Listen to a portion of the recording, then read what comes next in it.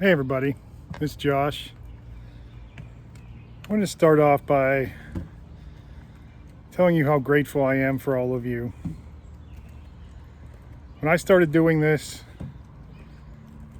I was really just recording some videos for my family, my friends. I figured I would record my journey of faith so they could have it for when I die. I'm not around to tell them anymore.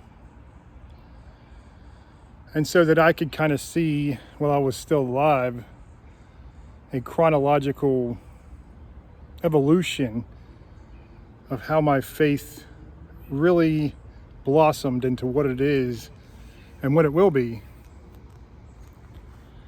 I have had an amazing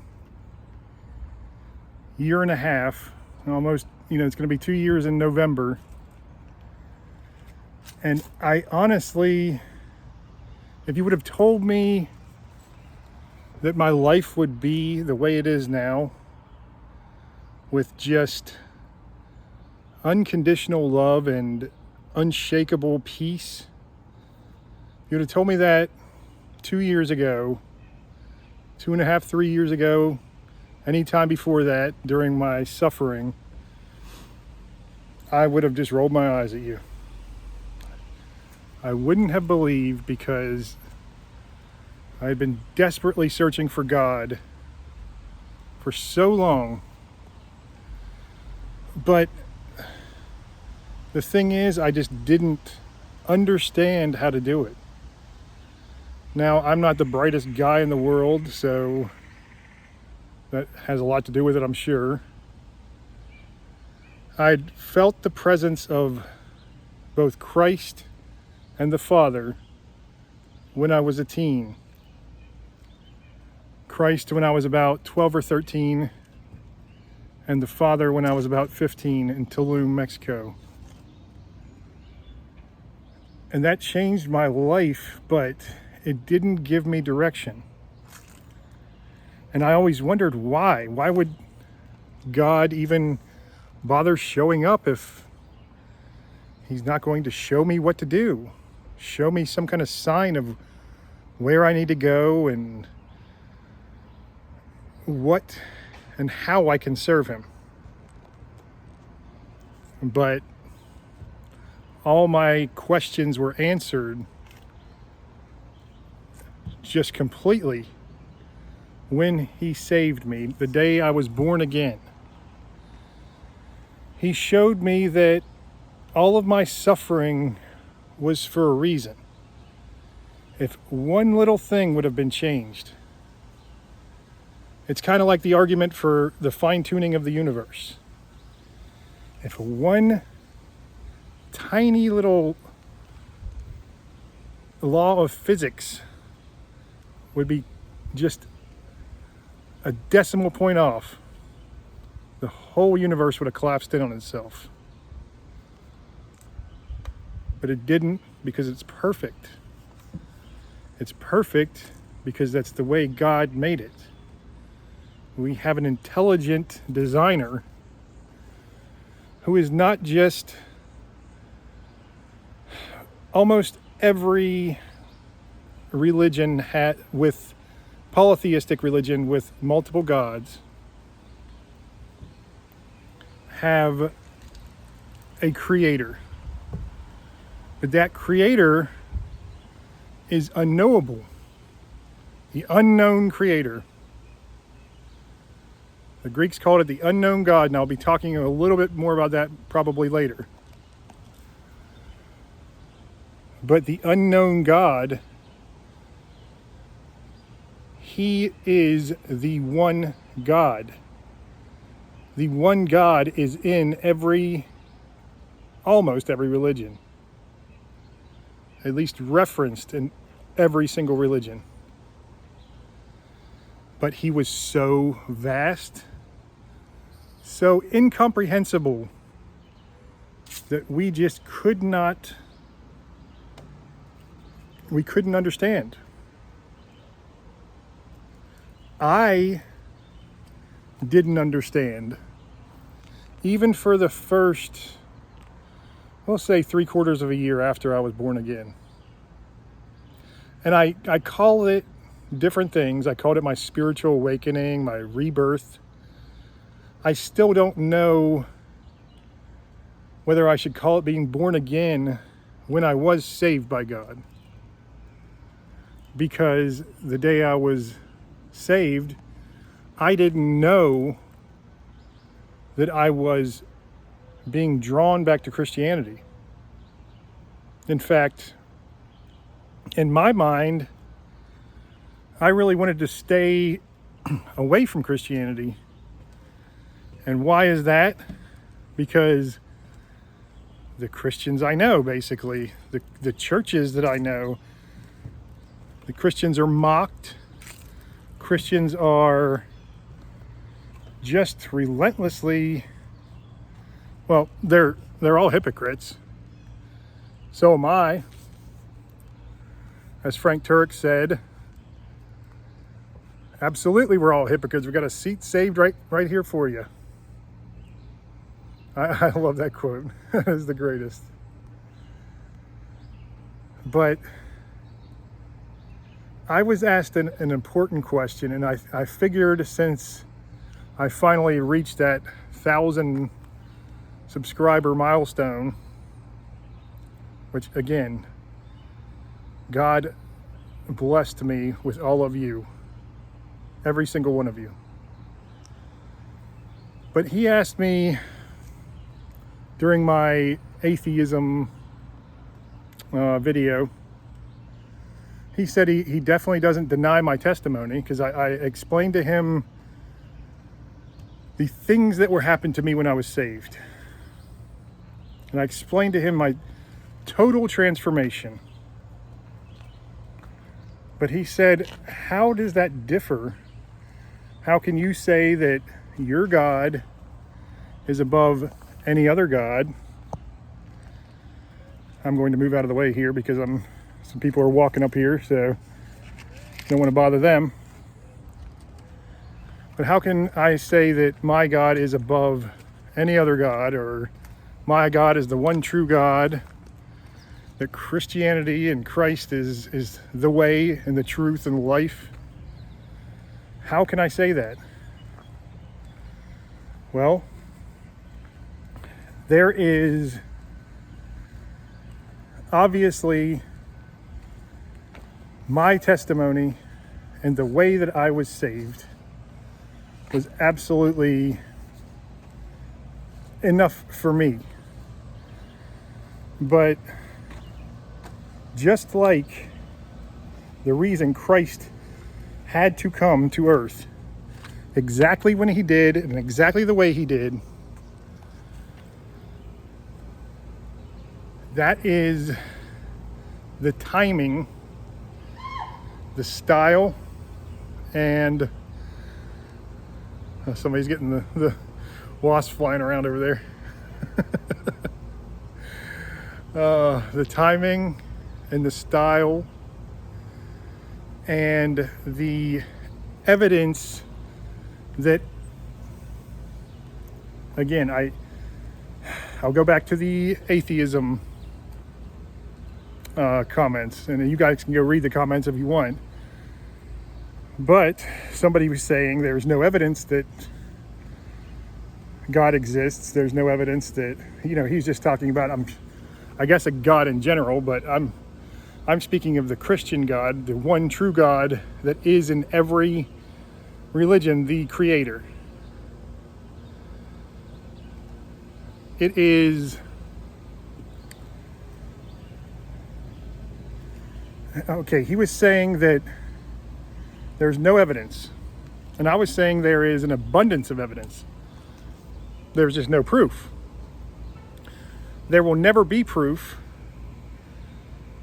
one way or another, unless God decides to reveal it to us. You guys are gonna have to excuse me too, because it is the hottest day of the year here in North Carolina. I got up to 97 and felt like 103, I think it was. Good times. So I'm trying to stay in the, luckily there's a breeze out here, so excuse me being sweaty and excuse me being a little worn out today.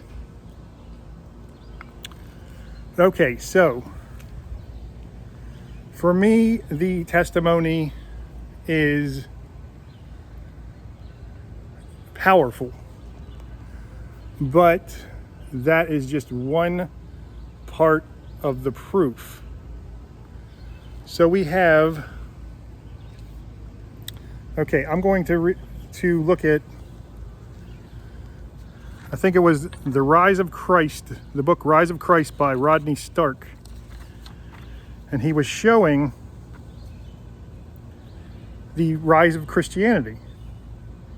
So 40 years after the death of Christ, there were 1,000 Christians. That was 0.0017% of the population. By 100 years after death, there were 7,500 known Christians. 0.07% of the population. By 350 years after death, there were 34 million Christians, 56.5% of the population. Now, why is that? It is mounting evidence. So the big question was, how is my transformation any different than, let's say, somebody who had a spiritual awakening and their life was transformed completely? Or something just had an epiphany and their life, their mindset completely changed. Well, I can tell you from watching and studying various transformations or awakenings or people who come to faith in different ways, in different religions, I can tell you that, and this is, like I said, this is something that I guess I don't know how to prove this, but in Christianity, when there is a true born again moment, that doesn't mean that Christ revealed themselves to them, because that would be more akin to a spiritual awakening. Again, I had Christ reveal himself to me when I was about 12 or 13. And it was powerful and it changed my life, but it did not guide my life. So I did not have an intimate relationship with him, which is something that really only Christianity offers. And why is that? That is the reason that Christ came to earth. So let's look at, okay, take any other religion. Well, let's go to spiritualities and philosophies first. Okay, so, well, I guess we'll talk about religions for this one. Again, my brain is boiling, so you'll have to excuse me a little bit. So, I'm going to stand in more of the shade here. So, Christ came to earth because God was incomprehensible. And it was Acts, I believe, 17. The Apostle Paul was writing about this. I believe it was verses 16 through 32. The Apostle Paul was writing because the Apostle Paul, in case you don't know, was a man who was a very devout Jew. He was sent with the blessing of the Pharisees to track, torture, and kill Christians, to wipe out Christianity before it ever started. As he was riding to Damascus, he was thrown off his horse, and he saw a blinding light, literally a blinding light. Now this light was,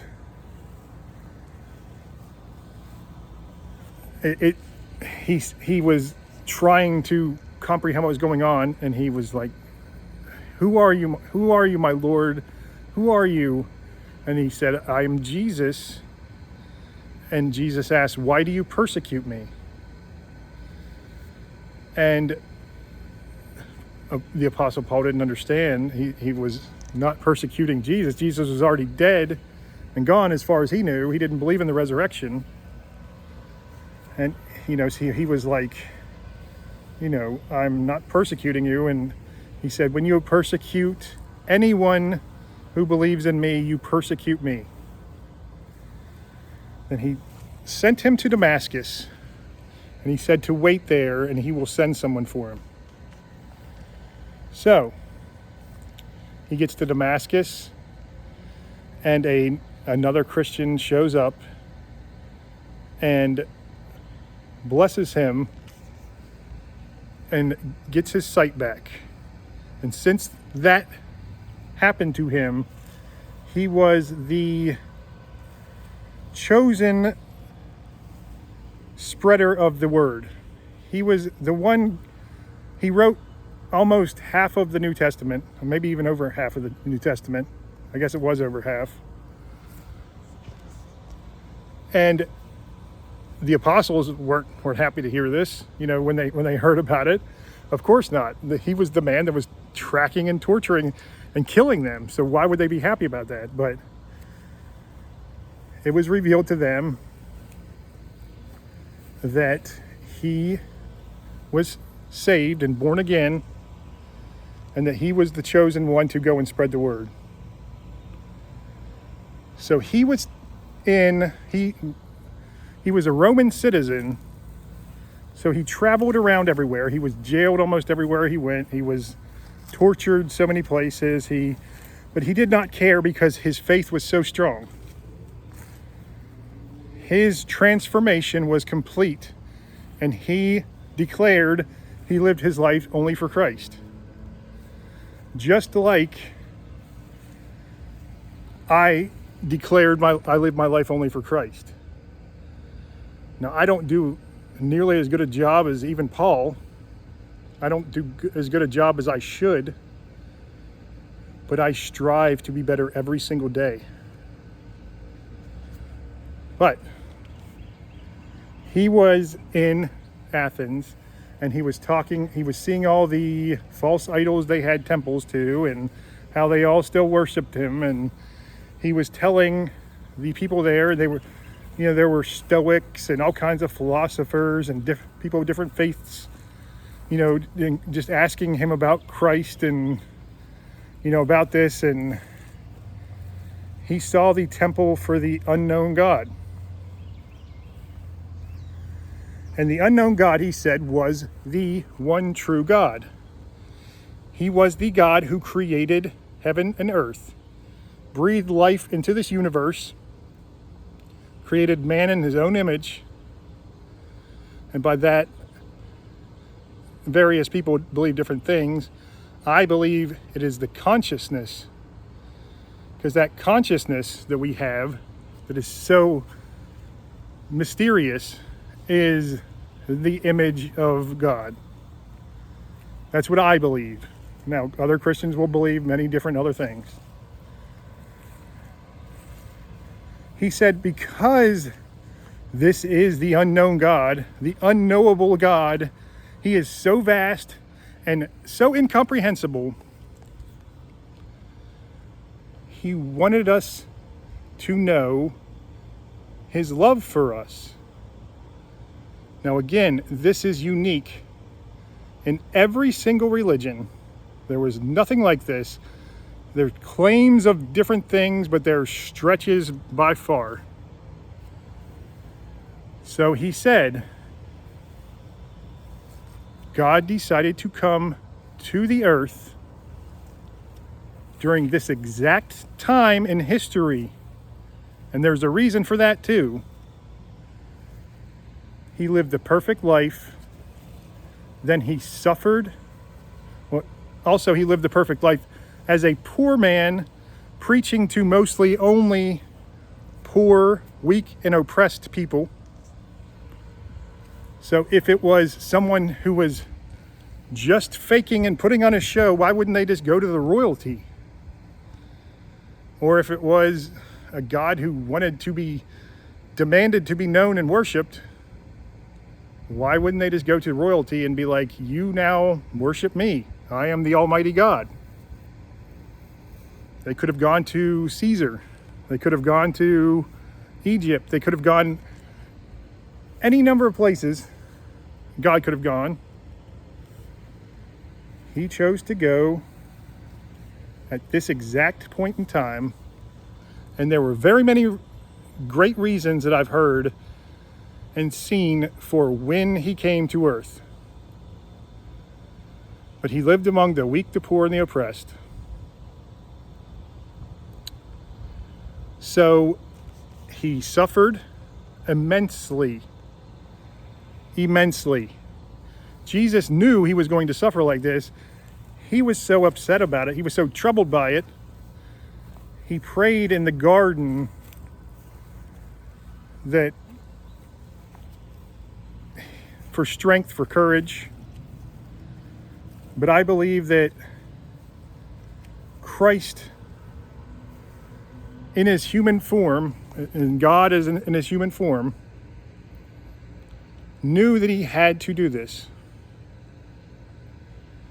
And so he was whipped with whips. Back then had pieces of bone and rock on the end. So he was whipped as his skin was flailed from his body, whipped all over his body. A crown of thorns put upon his head, beaten in other ways, mocked. I met one of my doctors, went to Jerusalem and saw where they kept Jesus imprisoned.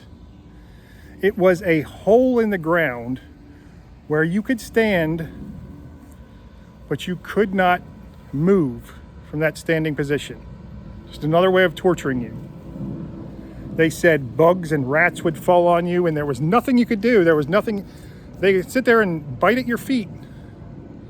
Nothing you could do about it, because you could not bend over, you could not move in there.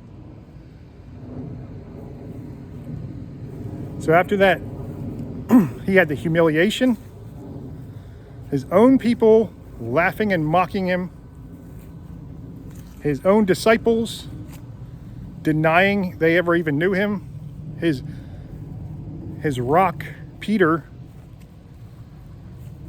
the head disciple, denied him 3 times. And of course, we know Judas is the one who turned him in. And then he carried his cross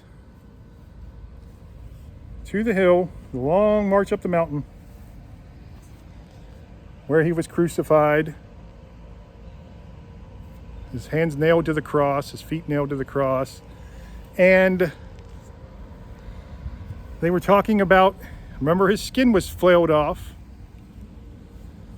So every breath that he took, up and down on this splintered wood.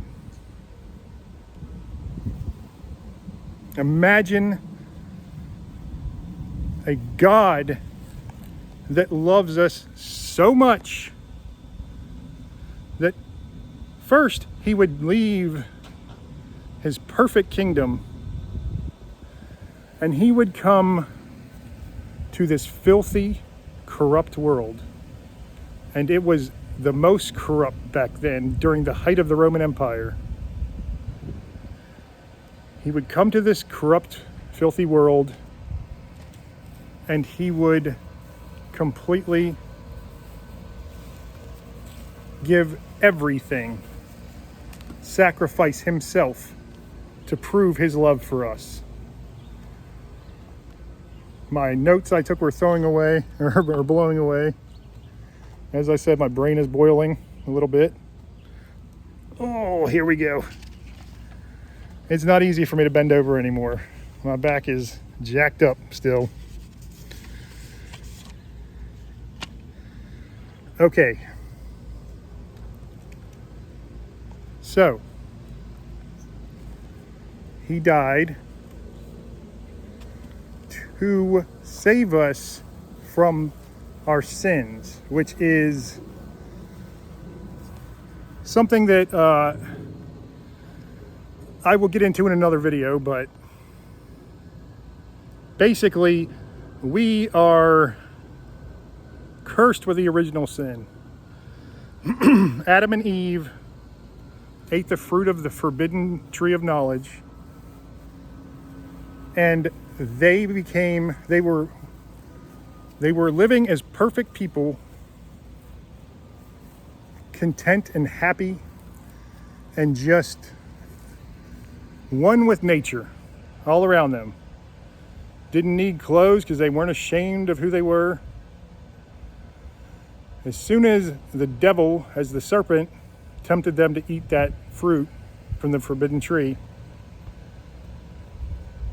they started having these horrible thoughts.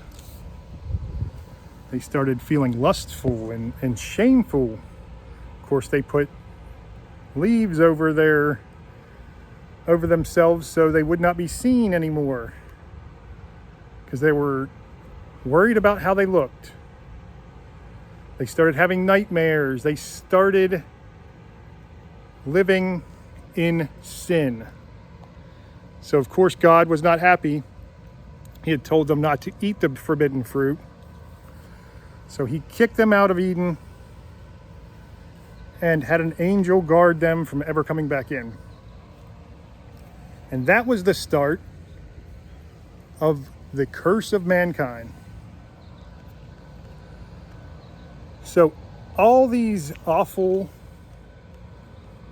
just disgusting thoughts that come through our minds, because everybody has disgusting thoughts from time to time. All of these are because of the original sin. Now, I get it. A lot of the Old Testament especially is metaphors and poetic language and all this stuff. So it is telling the story of humans being corrupted by darkness, by evil. But just as in Noah's flood, when God wiped out all but Noah and his family and the animals he brought aboard his ark, it is metaphorical in my mind. Now, many Christians disagree with me. I don't believe the world was created in 6 days and then God had to rest because he was so tired. But there are many things in the Bible that are supposed to be metaphorical because they are being explained to people thousands of years ago who didn't even invent the wheel yet, didn't even have anything yet. I mean, this was so long ago that it was a completely different time, and even in our time, the unknowable God could not describe how he created the world and his essence and nature in a way that we would understand. We might get a little bit closer, but he would be using laws of physics and different ways to explain who he was and what he was doing. So you have to understand that when reading the Bible, in my opinion. Now again, I am still a new Christian. I've been a Christian as a child, but I never paid it. I knew the basics of the stories. I didn't pay attention because I never was connected with God in any church. is why I do these. I was drawn to start writing, but one day God had me come out and start doing these videos. And these videos were something, if you would have known who I was before I was saved, you would have laughed and been like, wow, that is, like I said, take me from 2.5 years ago, let's say, and say, in a year, you're going to be doing videos on religion and spirituality and all these things. Well, I would have seriously, like everyone would have laughed at you. I had such social anxiety that if I turned on the camera and I knew somebody on the other end might see this, that's not maybe my family, even my family really, though, I would have forgotten everything I was going to say, and it just would have never, it wouldn't have happened. This is wisdom that God gave me. It is not my wisdom. So how did I get rid of all my fears, all of my anxieties, really a lot of my ignorance, because I have this wisdom now that I never learned? How did that magically happen? It was God who did it. It was the power, the gift of the Holy Spirit that was given to me because I finally opened my heart to God and gave him my life. And it's not something that most people are willing to do. As I've said in several past videos, you have to be broken completely. You have to be ready for your life. You've tried this life so much, and you are just done with it, because everything you do ends in failure or heartbreak or tragedy. So you say, I am nothing. I want to be what you want me to be, God, if you will show me. I didn't think that he would show me. But 10 minutes after I begged him, I said, without desperation, I just said, look, I was actually, kind of laughing about it. I was like, look, I'm doing my best, but if you can show me the way, if you can guide me, I am yours completely. And within 10 minutes, a doe ran out of the woods to where the lakeshore I was walking. She approached me.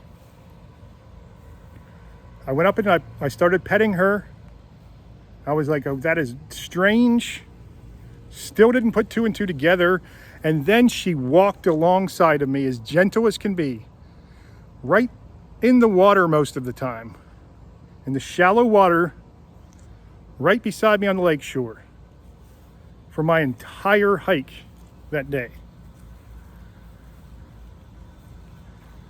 And by the time I was done with that hike, I was not the man I was.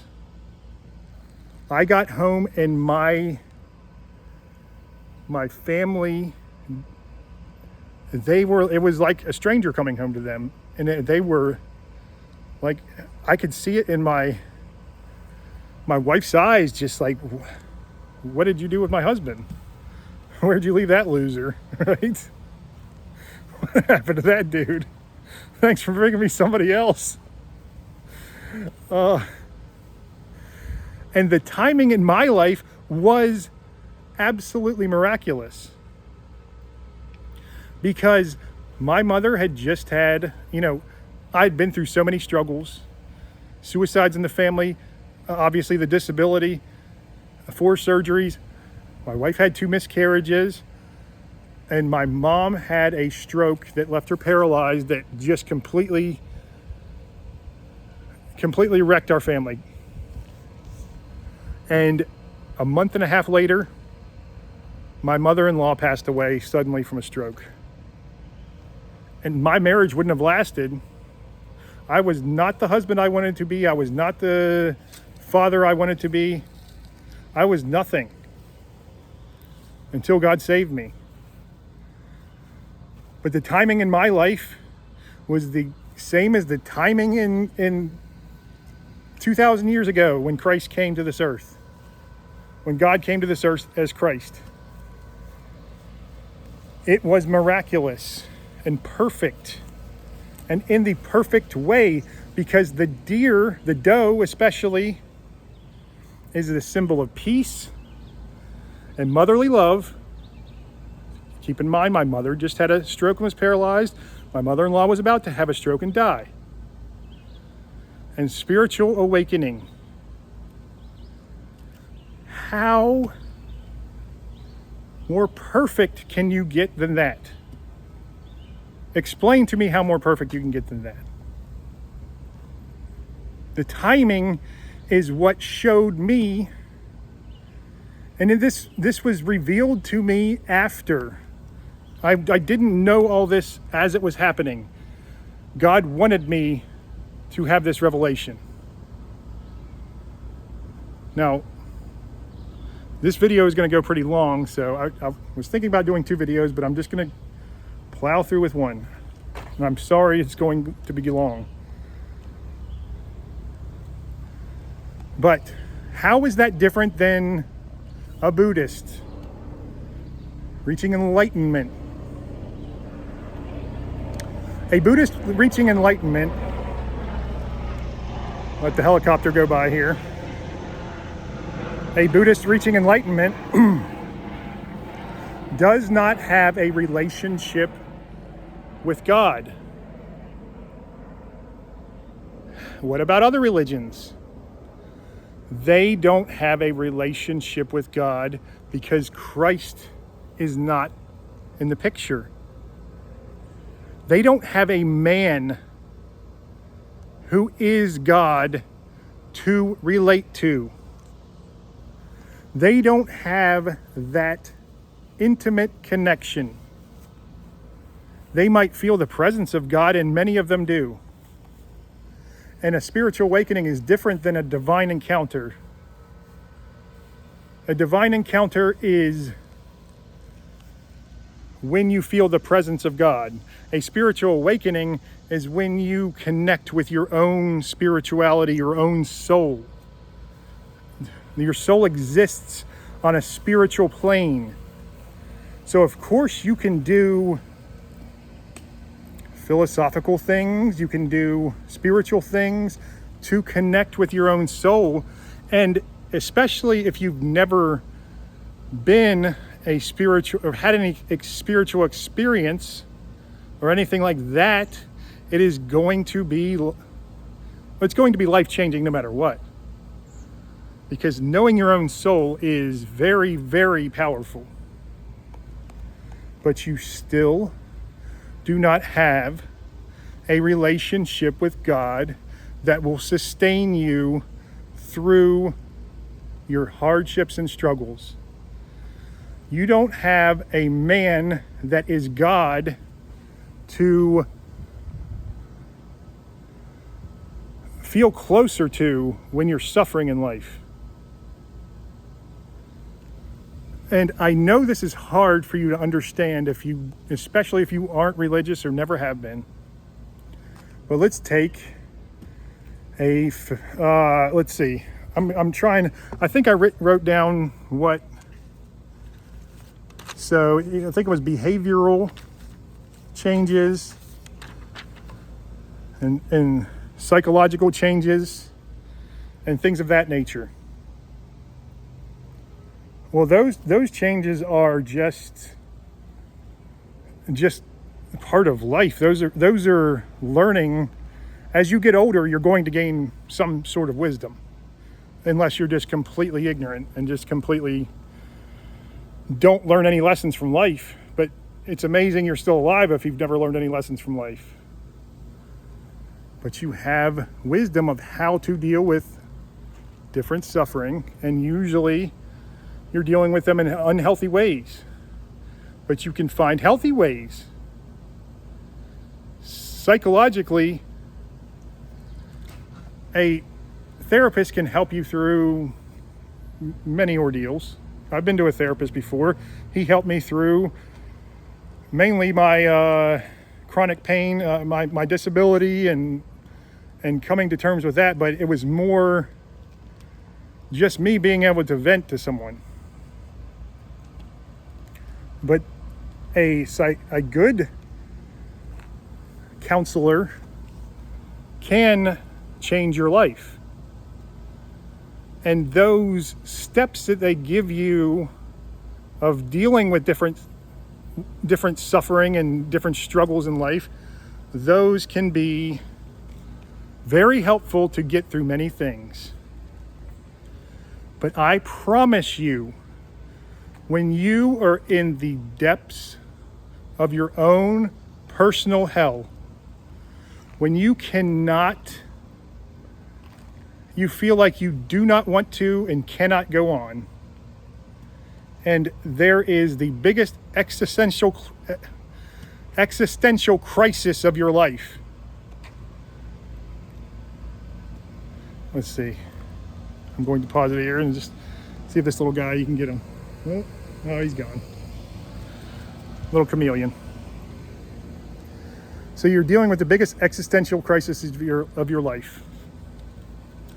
You have had your purpose stripped away from you because you have no purpose anymore, because your only purposes were working to provide for your family, or if you don't have faith, faith offers you immense purpose. And I'm talking about any kind of faith. I think in AA, they tell you just to believe in any higher power, even if it's just the universe, Mother Nature. You have to believe in something higher than yourself. But those people, unless you have Christ, it is not an intimate relationship with God. There are many more things that I want to say of proving why God is or Christ is the one true God. And okay, I'll try to run through a few of them really quick, because these are something that obviously, these are mounting evidence. The timeline of the deities, the timeline of why Christ had to be here. He did it for maximum impact. All right? So the deities, you can lay a timeline of the deities and when they were worshipped in each religion of most major faiths. And you can put them on a timeline, and right smack dab in the middle is where Christ is.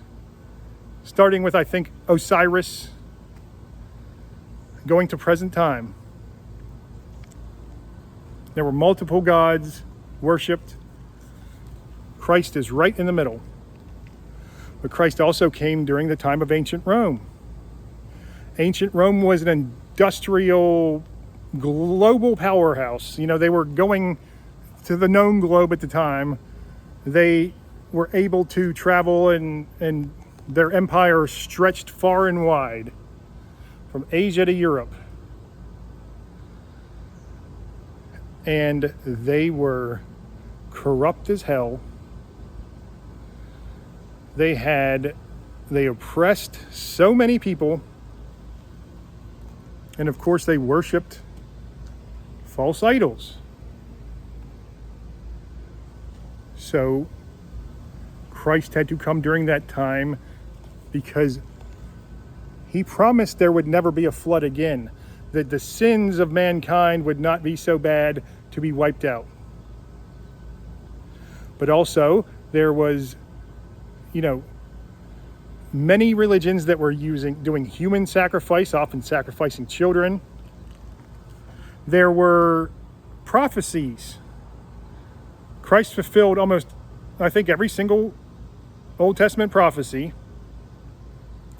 But the main one, Daniel said that the Messiah would come after the edict to rebuild Jerusalem, because Jerusalem was destroyed, and before the destruction of the temple by the Romans, which was right after Christ was crucified. Every single thing that he promised happened. There is so much evidence of both there being the Father, the Creator, and Christ being him. And Christ as the man and God, both full man and full God. When he came, how he has a relationship with us, and how it helps us through the hardest times we can possibly imagine. Now, I have so much more because I have like 10 pages of notes over here. I got my here, I'll show you my piece of quartz written on it there, but I'm not even through. I didn't read any of the verses or anything. I just kind of summarized as much as I could, and it's still probably one of the longest videos I've done. I would like to know what other religion, spirituality, philosophy, or psychology has this. Has something that can transform you completely within minutes to make you go from hating and loathing life to thanking the Lord for every moment of it. Even the moments I'm suffering, I look to God and I'm like, thank you for letting me. I know I don't suffer anymore, though, is the thing. When I was born again, when I was awakened, obviously I still had a lot of suffering to do. But when I actually came to know Christ, just like many of the disciples marched happily to their deaths. They knew they were going to be killed and martyred for Christianity, for Christ, and they happily did it. I know Paul was laughing all the way to the end, smiling all the way to the end. He was elated that Christ gave him such purpose. It is the same way I feel. If I have to lay down my life one day, and hopefully I don't, I would gladly do it. And it's all about peace and love. And I know that you were saying, well, Christians are so judgmental. That is not what peace and love is about. And yes, Christians are hypocritical, but Christians are not Christ. And love is not about the type of love that you know. Love of God is something that transcends every desire and emotion that we've ever had. So when we say it's a religion of peace and love, you can't understand that unless you truly get to know Christ. And I know that many non-believers and atheists will never do that. And I understand, because I was a doubter like you. I just doubted that. I believed in God, so I was not like you in that way, because I'd felt his presence. But I was starting to doubt myself even about that. I had suffered so long that those days were so far gone that they just seemed like another life. And maybe they were another life. Maybe I've lived many lives within this one. But I'm telling you, it is a transcendental understanding of everything. Because Christians who are called are not of this world. Most Christians who were born again, they don't feel like they fit in. Even I was a popular kid in school, but I never felt like I fit in. I was popular because I was strong, a good athlete, and I was funny. And that was just to overcompensate for my social anxiety. I just learned to be funny. I'm telling you, there is a relationship. That is what you don't understand about Christianity. And again, I'm just a man, and I could be wrong about everything. Absolutely. And if I am, then I am. But at the very least, my delusions led me to a life that is worth living. Led me to a life that is better than I could ever imagine. So I'll leave you with this. What makes you happy? Answer me what in life, what would happen in your life that would make you the happiest? And that would sustain that happiness. And I would love to hear everyone's answers for that. And my next video, or one of the ones coming up, because I have a couple more comments to answer, I will talk about what makes you happy in life. Because I never knew. I could have never answered that question. I would have said money, health, fame maybe. I've never really wanted to be famous. But I finally know what the only thing that can make me happy. And that is my relationship with Christ and the connection with the Father through the Holy Spirit. I didn't even mention the Holy Spirit, but that is perhaps to me one of the greatest gifts that God ever gave mankind. Okay, God bless everybody. We'll talk to you soon.